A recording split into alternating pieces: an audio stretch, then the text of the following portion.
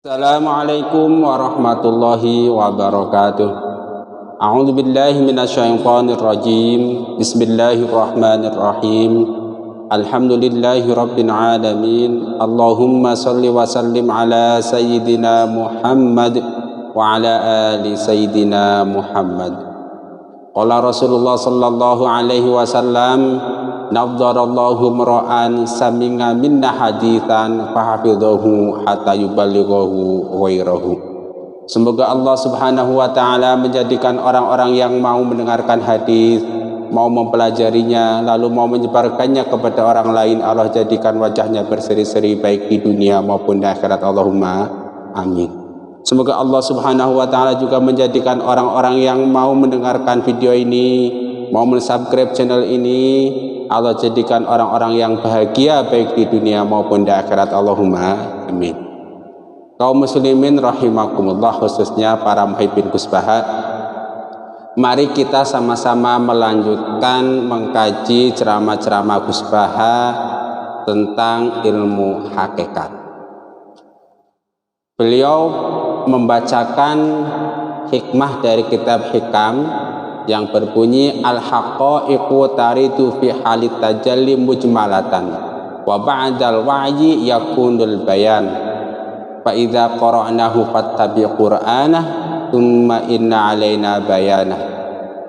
Artinya ilmu hakikat yang datang dalam keadaan tajalli secara global, dan setelah ada penerimaan maka akan ada penjelasan.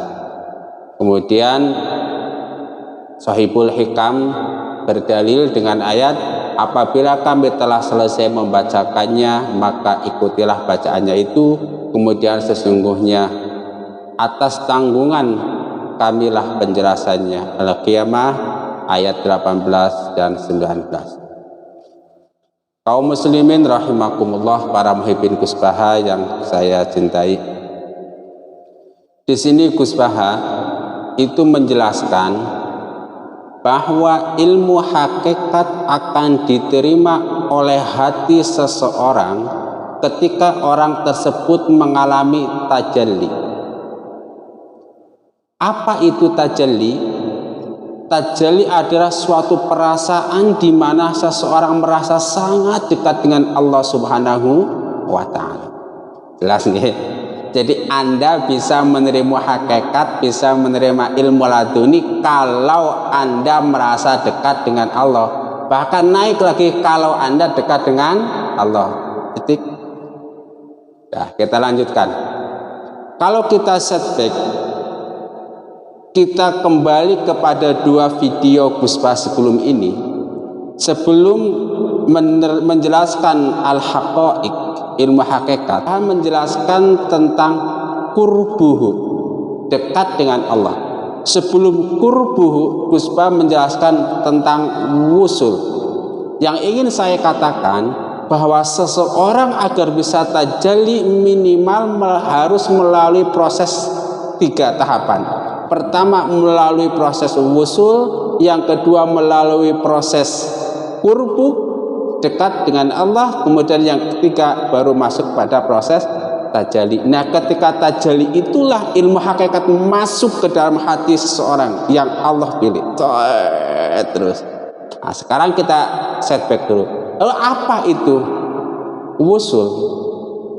Gus Baha menjelaskan dengan mengutip penjelasan Hikam, wusuluka ilallahi wusuluka ilana ilmi bih. Wusulmu kepada Allah adalah wusulmu kepada ilmu hakikat tentang Allah. Dengan bahasa sederhana, Gus Baha menjelaskan bahwa untuk bisa wusul kepada Allah, seseorang itu minimal paham sifat-sifat Allah Subhanahu wa taala, minimal mengerti sifat Allah yang 20, yang wujud, qidam, baqa dan seterusnya. Nah, setelah seseorang paham dengan sifat-sifat Allah, kemudian pemahaman tersebut mengendap di kepikiran, mengendap di hati, lalu meningkat, tidak hanya sebatas pengetahuan tetapi menjadi sebuah rasa. Merasakan betapa Allah itu wujud, merasakan betapa Allah itu qidam, merasakan betapa Allah itu qudrat, merasakan betapa ilmu Allah itu mengawasi kita, merasakan betapa kudrat Allah itu ada dalam diri kita, ada di sekitar kita, dan ada di sekeliling kita.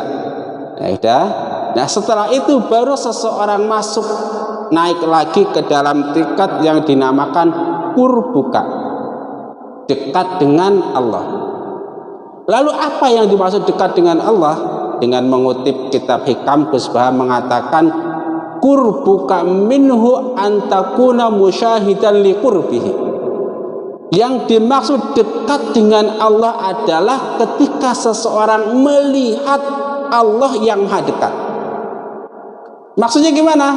Ya tentu misalnya ketika kita melihat diri kita, kita ingat, oh kita diciptakan Allah. Dalam tanda petik kita melihat Allah. Ketika kita melihat sekeliling kita ada pohon, kita ingat pohon adalah ciptaan Allah. Dengan kata lain kita melihat Allah dalam tanda petik. Awas, trigger yang diberikan Gus Baha jangan sampai lupa, mukhalafatul lil hawadis. Allah berbeda dengan sesuatu yang baru. Allah itu juga la tudrikuhul absar wa huwa yudrikul absar. Tidak bisa dilihat, tetapi Allah maha melihat. Harus diingat itu. Kemudian juga mukhalafatul lil hawadis. Kemudian juga Allah itu zat yang qadim, kita yang hadis, yang qadim dan yang hadis tidak mungkin bersatu. Sebab kalau trigger itu atau pondasi itu enggak kita ingat, setiap orang yang berusaha mendekat kepada Allah akan terjebak dalam paham wahdatul wujud, akan terjebak dalam paham ilhad. Kenapa? Iya, saking dekatnya dia kepada Allah sampai ini kalau paham itu seakan-akan dia itu tidak bisa membedakan mana dirinya, mana Allah. Itu kalau wahdatul wujud atau ilhad. Tentu hadis-hadis yang mengindikasikan itu ada. Seperti sebuah hadis yang mengatakan idza ahbabtuhu kuntu sam'ahu alladhi yasma'u bih wa basarahu alladhi yabsiru bih wa yadahu allati yabtisu biha wa rijlahu allati yamshi biha. Kalau aku, ini kata Allah dalam hadis qudsi, kalau aku mencintai seorang hamba, maka aku akan jadi pendengarannya, maka aku akan jadi penglihatannya. Artinya apa? Seseorang itu akan melihat dalam tanda petik dengan mata Allah, mendengar dengan mata Allah. Ini kan wahdatul wujud semua. Kalau nggak ditakwil, kemudian dia akan memegang dengan tangan Allah, berjalan dengan kaki Allah. Itu kan wahdatul wujud, paham yang sesat. Tapi kalau sudah ditakwil, tidak. Pandangannya nanti hanya akan memandang sesuai dengan yang diperintahkan Allah, yaitu sesuatu yang diridhoi Allah. Tangannya hanya akan menyentuh sesuatu yang diridhoi Allah, kakinya hanya akan melangkah pada sesuatu yang diridhoi Allah. Yaitu harus diingat trigger itu. Ya, kita kembali ke tentang ilmu hakikat atau ilmu laduni itu tadi. Jadi fase pertama lewat, seseorang sudah paham Asmaul Husna. Nah, kalau ada orang nggak paham sifat Allah yang 20 minimal, nggak paham Asmaul Husna, mengaku wusul, mengaku dapat ilmu hakikat, perlu dicurigai ini. Hakikat dari siapa ini? Hakikat dari Allah atau hakikat dari musuh Allah? Paham? Kita lanjut. Nah, lalu setelah seseorang itu qurbun, dekat dengan Allah dan menyaksikan betapa Allah itu zat yang maha dekat, baru dia masuk ke dalam tahap selanjutnya, tajalli. Kalau tajalli itu Gus Baha mendefinisikan di mana seseorang merasa sangat dekat dengan Allah Subhanahu wa taala.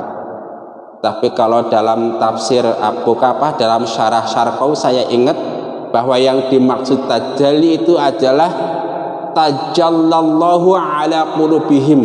Allah itu begitu jelas di atas hati orang-orang yang arif billah. Allah itu di hati orang-orang yang ma'rifat itu begitu jelas. Jelas apanya? Wah, atau nggak ngerti. Orang saya belum tajalli. Ya kan? Iya. Tajalli adalah sesuatu anugerah dari Allah yang diberikan cuma-cuma dari Allah. Tetapi proses itu bisa dipelajari.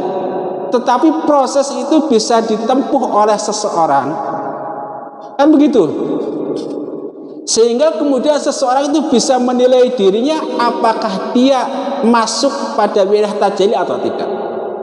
Kemudian ketika dia mendapatkan suatu bisikan, misalnya mendapatkan suatu ilham, misalnya mendapatkan suatu mimpi, misalnya dia bisa menakar apakah ilham yang dia peroleh itu adalah ilham dari Allah Subhanahu wa taala atau dia bisikan dari musuh Allah yaitu iblis.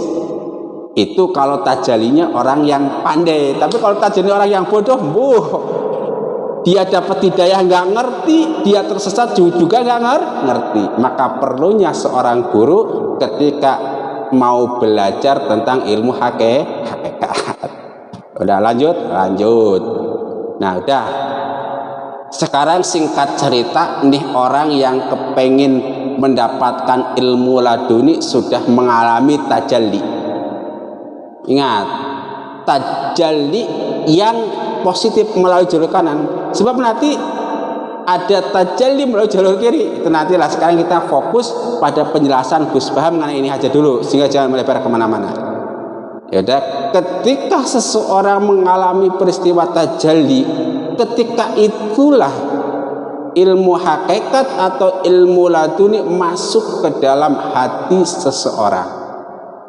Masuk ke dalam hati seseorang. Nah, untuk mengalami suatu tajalli sebabnya itu sangat banyak. Kemudian yang dicontohkan oleh Gus Baha itu tajalli melalui proses ilmu tauhid. Contoh seseorang berpikir, merenung sehingga sampai pada kesimpulan ternyata saya tidak penting sama sekali, ternyata saya bukan siapa-siapa. Misalnya seseorang merenung, oh iya, saya hidup di suatu RT misalnya. Di RT ini saya ketua RT bukan, pengurus RT bukan, nggak penting sama sekali keadaan saya di sini. Saya mati pun nggak akan ada yang merasa kehilangan, karena apa? Nggak penting. Atau saya hidup di suatu RT, kemudian ustadz bukan, ulama bukan, ajengan, nggak penting sama sekali. Ada saya begitu, nggak ada saya begitu, nggak ada ngaruhnya tuh, kamu mati pun nggak ada masalah dunia ini, santai saja. Nah, seseorang yang sampai pada kesimpulan bahwa dia itu bukan siapa-siapa, akhirnya dia tajalli, oh ternyata yang penting hanyalah Allah Subhanahu wa ta'ala. Ternyata yang pantas kita sebut hanya Allah, Allah, Allah. Ini dia contoh seseorang merasa dekat kepada Allah melalui jalur ilmu tauhid, qudrat, iradah dan seterusnya. Itu yang disebutkan oleh Gus Basa. Dan tentu contoh Gus Basa ceritanya berbeda, tetapi yang ingin saya katakan intinya sama, bahwa perenungan seorang melalui jalur ilmu tauhid sehingga pada akhirnya sampai pada kesimpulan dirinya tidak penting, tidak direspon alam, dan hanya Allah Subhanahu wa taala penting. Itu contoh yang satu. Kemudian contoh kedua yang diceritakan Gus Baha, tajalli yang beliau alami ketika sholat. Ketika sholat itu kenapa sholat dimulai dengan takbiratul ihram? Nah, Gus Baha berpikir bahwa kita walau bagaimanapun itu pernah mengalami suatu pemikiran yang keliru, pernah mengucapkan kata-kata yang dalam tanda petik jorok menurut ilmu hakikat. Misalnya menganggap presiden Amerika itu penting, padahal nggak penting sama sekali. Presiden Amerika mati pun kita nggak ngaruh apa-apa, nggak masalah misal. Kemudian kita beranggapan bahwa jabatan penting, yang lainnya penting, padahal yang penting hanya Allah Subhanahu wa ta'ala. Nah, kesalahan-kesalahan tersebut, kata-kata kita yang mengagungkan sesuatu selain Allah itu tentu dalam pandangan ilmu hakikat kurang tepat. Kenapa? Karena yang penting, yang agung hanyalah Allah Subhanahu wa ta'ala. Oleh karena itu sholat didahului dengan lafal Allahu Akbar, Allah yang maha besar. Sehingga Rasulullah Sallallahu Alaihi Wasallam mengabarkan kepada kita bahwa sholat itu bisa menjadi kifarat di antara sholat berikutnya. Itu diantaranya ketika kita mengucapkan Allahu Akbar, Allah Maha Besar, meruntuhkan semua pikiran kita bahwa selain Allah itu besar, meruntuhkan semua kata-kata kita sebelum sholat yang beranggapan Presiden Amerika itu penting, Presiden Amerika itu besar, bahwa makan itu penting, makan itu besar, padahal yang maha penting hanya Allah Subhanahu wa ta'ala, yang maha penting, yang maha besar hanya Allah Subhanahu wa ta'ala. Dah. Kembali lagi, singkat ceritanya, menurut Gus Baha itu bahwa ilmu hakikat hanya akan masuk dengan benar kepada orang-orang yang mengalami peristiwa tajalli. Satu. Nah, ilmu hakikat yang masuk ketika peristiwa tajalli itu sifatnya mujmal, global, glodogan. Tafsirnya nanti wa ba'dal wahyi yakunul bayan. Nah, setelah itu, setelah dia tidak tajalli lagi, maka kemudian dia pikirkan, dia cocokkan dengan Al-Quran, dia cocokkan dengan hadis, maka menjadi ada penjelasan. Gus Baha melanjutkan bahwa pengarang kitab hikam ini berdalil fa idza qara'nahu fattabi' qur'ana tsumma inna 'alaina bayanah. Apabila kami telah selesai membacakannya, maka ikutilah bacaannya itu, kemudian sesungguhnya atas tanggungan kamilah penjelasannya. Al-Qiyamah 75 ayat 18 sampai 19. Kemudian Gus Baha juga memperingatkan kepada kita bahwa ada orang-orang yang mengaku tajalli. Ada saja orang-orang yang mengaku mendapatkan ilmu hakikat, yang mengaku mendapatkan ilham, padahal dia bodoh sekali. Kan orang nggak tahu apa-apa tahu wah sudah tajalli itu. Jadi kalau nggak tajalli, kalau nggak dapat ilmu laduni, ya jangan ngomong dapat ilmu laduni. Kira-kira begitu. Apa ada ilmu laduni? Banyak. Kalau misalnya Anda sering mendengarkan ceramah, saya ingat ada seseorang yang kemudian tertidur mimpi di istilahnya apa namanya, diludahi oleh seorang soleh, kemudian bangun-bangun dia hafal Quran. Itu kan bukti ilmu laduni ada. Kemudian juga ada seorang soleh yang tertidur mimpi kemudian mendapat sesuatu dari Rasulullah Sallallahu Alaihi Wasallam. Ketika dia terbangun kemudian bisa menulis sebuah rangkaian buku sholawat yang sangat indah. Itu kan bukti adanya ilmu laduni. Kemudian ada seseorang yang ditinggal wafat oleh ayahnya, kemudian terduduk tafakur dan sadar. Setelah itu dia ambil Al-Quran, mulai membaca Al-Quran. Setelah itu terus hafalan Al-Qurannya seakan mudah, hafalan hadis akan mudah, sehingga dia menjadi hafal Al-Quran dan hafal hadis. Itu kan buktinya ilmu laduni itu ada.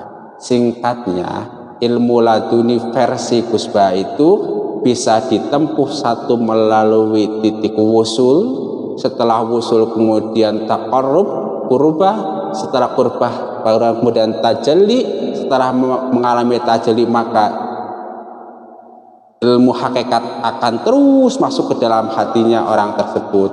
Mudah-mudahan kita sekalian termasuk orang-orang yang dipilih oleh Allah Subhanahu wa ta'ala untuk mendapatkan ilmu hakikat. Allahumma amin.